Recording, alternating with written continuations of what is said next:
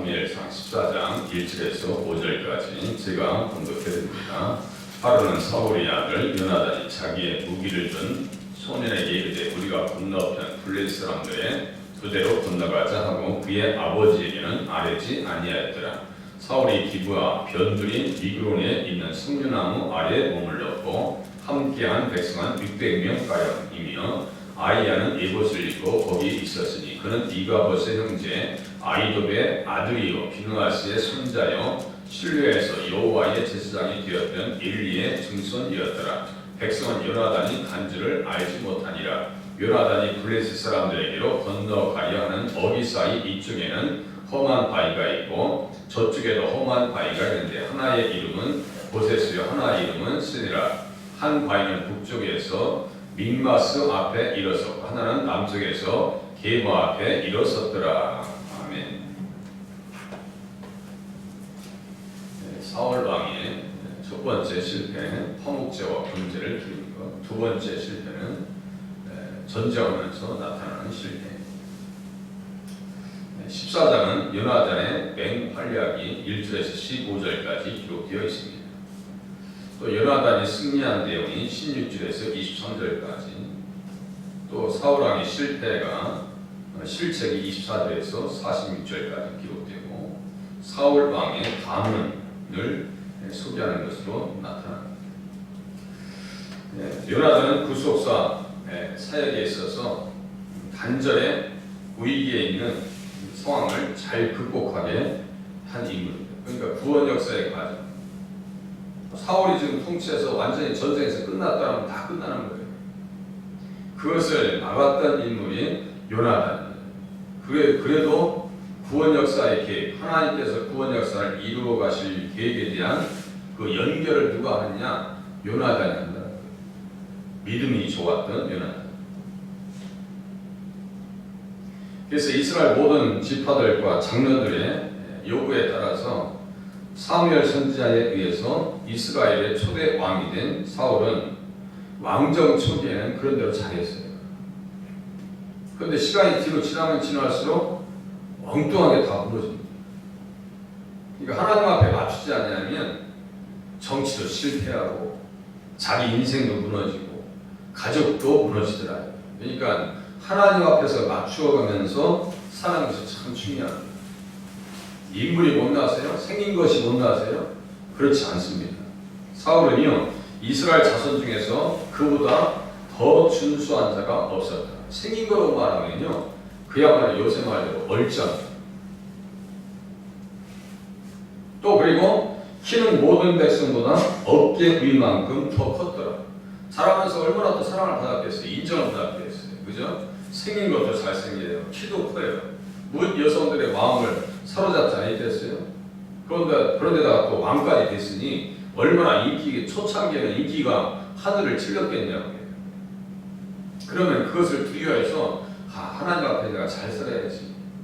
하나님 앞에서 잘해야지. 더군다나 왕의 직책을 주셨으니까 정말 잘해야지. 처음에는요 겸손했어요. 겸손했다니까요. 나는 이스라엘 지파의 가장 작은 지파 베냐민 사람입니다. 사무엘이 얘기해요. 나의 가족은 베냐민 지파 모든 가족 중에 가장 미약하지 아니합니까? 나름대로 겸손했어요. 또 처음 전쟁할 때는요 암몬 자손의 그 암몬 사람들 있죠. 나하스가 이끄는 암몬 사람들을요 한 사람도 둘도 함께한 적 없을 정도로 다 흩어지게 만들었어요. 전쟁에 완전한 승리를 허락합니다. 그래서 왕이 됐다고 비아냥되는 사람들을 끌어내라. 우리가 죽이겠나이다. 이제 옆에서 이제 충성한 사람도 있을 거 아니에요. 사울 왕에게 내가 우리 사울 왕 옆에 서 있는 것 자체가 참 큰 영광이다. 그래서 비아냥되고 사울 왕이 저 사람이 무슨 왕이 될 자격이 있느냐? 비아냥되는 사람들을 죽여버리자고. 그런데 사울이 얘기합니다. 이날에는 사람을 죽이지 못하리니 여호와께서 오늘 이스라엘 중에 구원을 베푸셨습니다. 참 처음에는요. 아주 마음에 쏙 들게요. 그러면서 얘기합니다. 3일 얘기입니다. 백성에게 이르되 오라 우리가 길가로 가서 나라를 새롭게 하자. 나라를 정비하고 영적으로 정비하고 정말 오실 메시아를 바라보면서 다음 단계에서 우리가 준비해야 되지 않겠냐 이거거든요. 그러나 제왕이 오른 지 불과 2년 만에 점차 균형 잡힌 것 같은 신앙 인격이 허물어집니다. 믿음이 허물어지니까 무너지더라는 게 허물어지면서 쓸데없는 만영으로 말미암아서 블레셋과의 전쟁을 하면서 스스로 위기 가운데 몰아갑니다. 2,000명, 3,000명 됐던 사람들이 몇 명으로 지금 쪼그라들었어요? 600명이었더라. 잊어보세요. 사울이 기브와 변들이 미그론에 있는 석류나무 아래에 머물렀고 함께한 백성은 600명 가량이었으며 3,000명의 군세가 2,000명의 군사가 다 이렇게 쪼그라들었어요. 왜 그래요? 하나님 앞에서 멀거렸기 때문이에요. 자기가 할 일만 정치만 잘하면 되는 거예요. 정치하는 사람이 왜 제사장이 해야 될 일까지 멀거렸다가 이렇게 무너지냐는 거예요. 너는 나보다 앞서 길갈로 내려가라. 내가 내게로 내려가서 번제와 화목제를 드리리니 내가 내게 가서 내가 행할 것을 가르칠 때까지 7일 동안 기다리라. 그 동안 잘 기다려서 사무엘이 가르칠 것을 배웠더라면 그 전쟁의 양상이 달라졌을 것이다. 자기 인위적으로 인간적인 방법으로 하다 보니까 무너지는 거예요. 믿음의 일들은요 인간적인 방법으로 하는 것이 아닙니다. 사람의 의지 가지고 하는 것이 아니에요. 하나님 앞에서 여쭈면서 하나님 앞에 뜻을 물으면서 해야 주님의 일을 잘 할 수 있는 거예요. 하나님의 뜻 앞에 내 자신을 들여다볼 때 이것이 잘하고 있는 겁니까? 못하고 있는 것입니까? 한두 번 체크하셔야 되고 체크 안 하실지라도 말씀을 듣다 보면 다 체크해 준다니까요. 일을 잘하고 살림을 잘하시는 분들은 다 체크하시더라니까. 어디 여행을 가도 다 체크하시더라고. 시장을 가시더라도 다 체크하고 계획하고 가시더라고. 그런데 계획 없이 사는 사람들이 그냥 쑥쑥 카드 걸다 그냥 다 가정에 부존하는 거 아니에요? 앞에 계산도 없이 수익과 지출에 대한 계산을 정확하게 하면서 살아야 될 거 아니에요? 우리가 하나님의 말씀을 들었으면 들은 대로 살아야 되는 거예요. 하나님의 말씀을 듣지도 않고 제대로 이해하지도 않고 자기 마음대로 했다가 사월장 나겠더라. 다 쪼그라지고 무너지겠더라. 영적 원리를 잘 알아야 육적인 것도 잘 관리하고 승리할 수 있다고 하는 사실을 사울의 실패를 통해서 우리는 교훈을 받게 됩니다. 잘 배워야 돼요. 그래서 사울은 사무엘이 정한 기한대로 1년 동안을 기다렸으나 사무엘이 길갈로 오지 아니하매 백성이 사울에게서 흩어지는지라. 인간적으로 이해한다니까요. 또 7일 동안 기다렸어요. 근데 조금만 더 기다리면 되는데 요 차이, 조금 그 차이. 사무엘이 그렇게 기도하는 사무엘, 자기 말에 책임지는 사무엘, 그죠? 하나님의 말씀을 들어서 활동하고 하나님의 말씀을 증거하는 사람이 시간이 소홀할 수가 없어요. 안 지킬 수가 없잖아요. 약속 안 지킬 일이 없어요. 근데 조금만 기다리면 되는데 흩어지는 것 때문에, 그 불편한 것 때문에 사울이 이르되 번제와 화목제를 이리로 가져오라 하여 번제를 드렸더니 번제 드리기를 마치자. 요 차이입니다. 번제 드리기를 마치자 사무엘이 온지라 사울이 나가 맞으며 무난하매. 그때 막 사무엘이 책망하죠. 책망합니다. 왕이 망령되이 행하였도다. 망령되다고 하는 것은 무슨 뜻인지 아십니까? 어리석었습니다. 바보 짓을 했습니다. 바보 행세를 했습니다. 미련하게 굴었습니다. 이런 얘기예요. 하나님의 말씀을 들었으면 들은 대로 하면 지혜로운데 하나님의 말씀을 따라가고 하나님의 말씀의 뜻대로 살아가면 지혜의 삶이 열리는데 하나님의 말씀을 듣지 아니하고 깨닫지 못하고 행하지 아니하면 어리석은 사람과 같다고 했어요. 예수님께서 마태복음 7장에 어리석은 사람과 지혜로운 사람의 차이는 뭐예요? 말씀을 듣고 행하는 사람인데 어리석은 사람은 뭐예요? 말씀을 들었으나 행하지 않는 사람이에요. 왕이 할 일이 있고 하지 못할 일이 있단 말이에요. 왕이라고 해서 다 할 수 있는 게 아니에요. 돈이 있다고 해서 다 할 수 있는 게 아니에요. 돈으로 할 수 없는 것도 있단 말이에요. 왕으로서 해야 되지 말아야 될 일이 있단 말이에요. 우시야 왕이 이마에 나병이 생긴 것처럼 괜히 월권했다가 별중에 거하면서 하나님 앞에 마음껏 얘기도 못 듣는 그 상황, 정말 믿음이 있다고 하면요, 그것이 얼마나 고통스러운 건지 아세요? 전염병 때문에 예배를 못 드리고 하나님 앞에 나와서 말씀 못 듣는 것은요, 그게 큰 재앙이라고요. 이게 어떤 형태로든지 말씀을 들으면서 신앙생활하고 하나님 앞에 몸부림치려고 하는 그런 모습이 오늘 기독교인들에게, 우리 교회 다니시는 주연교회 성도님들에게 필요하다는 거예요. 우시야 왕이 그거 못해가지고 하나님 앞에서 실수한 바람에 평생을 별중에 거하면서 성전에 들어가지 못했어요. 얼마나 불행한 거예요. 사울은 이것만 어리석게 한 것이 아니에요. 다윗을 죽이려고 했던 것이 얼마나 어리석은지 아세요?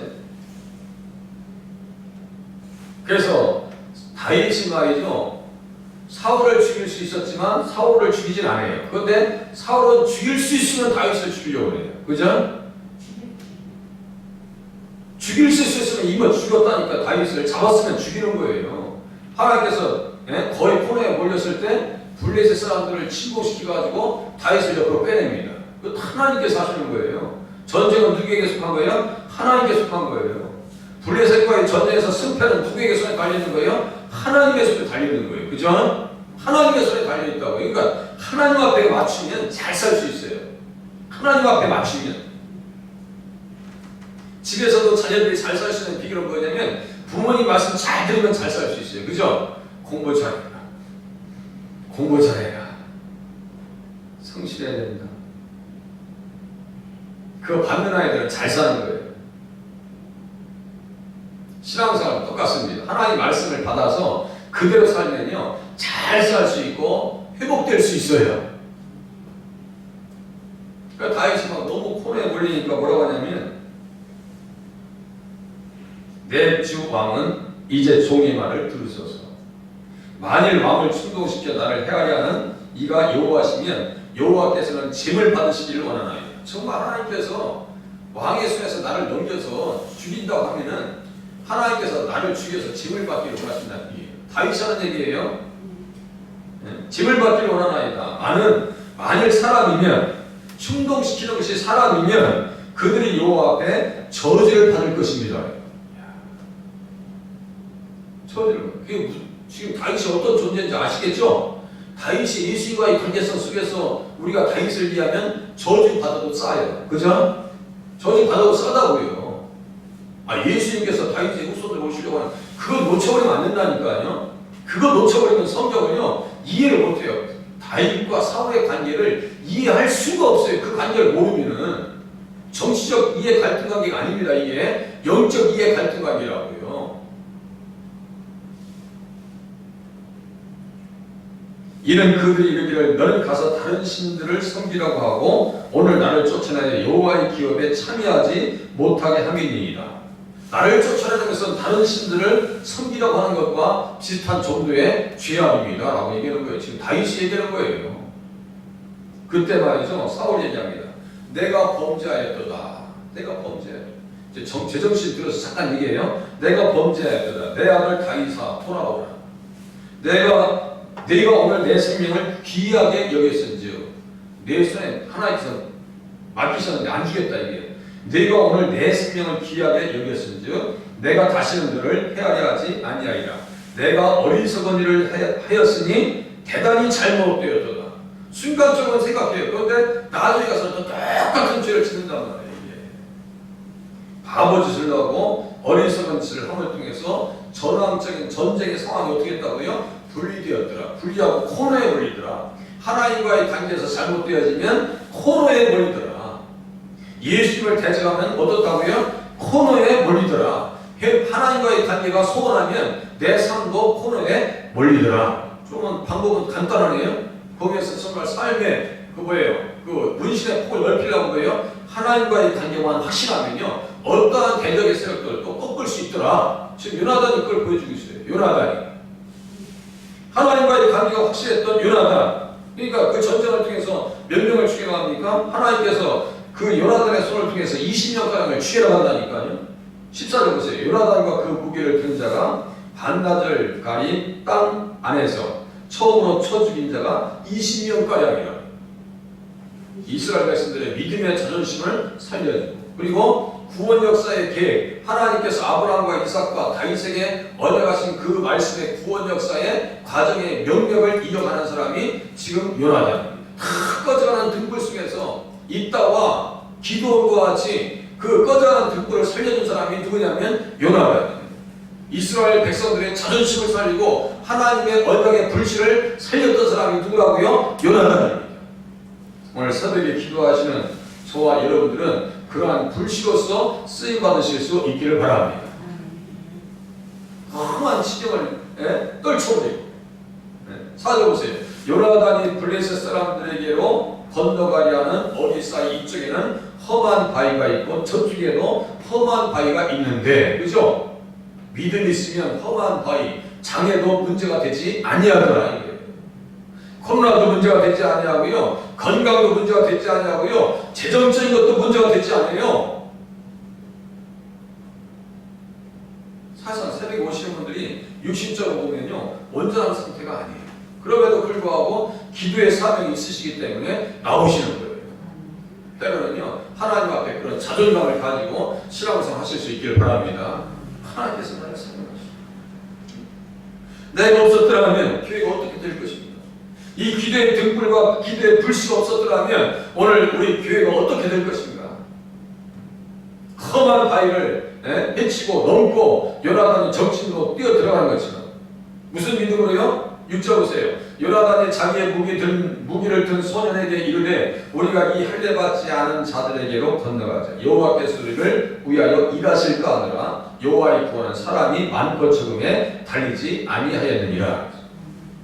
여호와께서 우리를 위하여 일하실까 하느라. 무슨 일을 하신다고요? 구원 역사를 우리를 통해서 이어나가실 것이다. 아브라함에게 언약하신 그 언약의 말씀의 그 명령을 나를 통해서 우리를 통해서 이어나가실 것이다. 이런 뜻이에요. 만약 여기서 패배했더라면, 블레셋 사람들에게 의해서 이스라엘 백성들의 씨가 말랐더라면 어떻게 될 거예요? 블레셋 사람들은요 그렇게 하고도 남은 사람들이에요.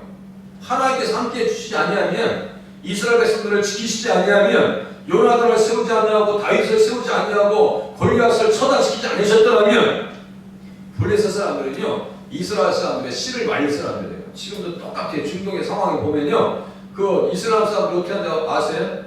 자기들의 소원은 뭐냐면 지중해 바다에 이스라엘 민족들을 다 치고 넣어버리는 거예요. 그 사람들 얘기를 해요. 우리가 나라가 경제가 발전되지 않냐, 하나님의 은혜로 이만큼 됐으니까 북한이 가만히 있는 거죠. 우리 입장이 바뀌어져서 공산주의가 잘 살고, 공산당이 잘 살고, 민주주의가 이렇게 쪼그라들었어요. 먹지도 못하고 피골이 성접해서, 그야말로 뱃속에는 온갖 기생충들이 다 구하고 그러면 우리 시간 안 먹었어요? 교회요? 벌써 다 무너졌습니다. 생각해보세요. 입장을 바꿔놓고 생각해보세요. 가만히 있을 사람들인가 그 사람들이. 그죠? 하나님께서 이스라엘 백성들에게 씨를 남겨주지 않았더라면 이스라엘 백성들은 이미 멸망했을 거예요. 하나님께서 그래도 지켜주시는 이유는, 믿음의 사람들을 세워주시는 이유는 무엇을 통해서요? 언약의 불씨를 계속 살리셔서 그 언약의 씨앗 되시는 예수님으로 말미암아 천한 만민에게 구원의 은혜를 주시려고 하시는 하나님의 은혜로운 섭리의 과정이었습니다. 좀 말이 어렵죠? 그렇지만 계속 들어보세요.